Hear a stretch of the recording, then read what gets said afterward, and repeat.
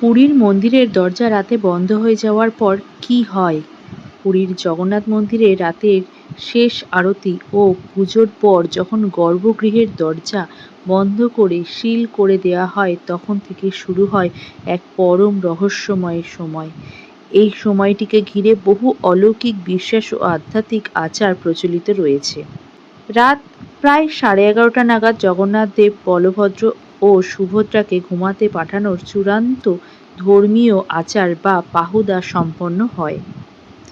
গর্ভগৃহে দেবতাদের জন্য রেশমের নরম বিছানা বা খাট পাতা হয়। সুগন্ধি ফুল, কর্পূর এবং কর্পূরের জল তাদের খাটের পাশে রাখা হয়। মন্দিরের সেবায়েতরা বিশ্বাস করেন রাতে স্বয়ং জগন্নাথ দেব এই বিছানায় বিশ্রাম নেন। এরপর গর্ভগৃহের দরজা তালা বন্ধ করে বিশেষ উপায়ে সিল করে দেওয়া হয়, যাতে পরের দিন সকালের আগে কেউ তা খুলতে না পারে। লোকবিশ্বাস এবং সনাতন ধর্মীয় পরম্পরা অনুযায়ী রাতে যখন মন্দিরের দরজা বন্ধ হয়ে যায় এবং মানুষ বা পাণ্ডারা সেখান থেকে চলে যান, তখন গর্ভগৃহ শূন্য থাকে না।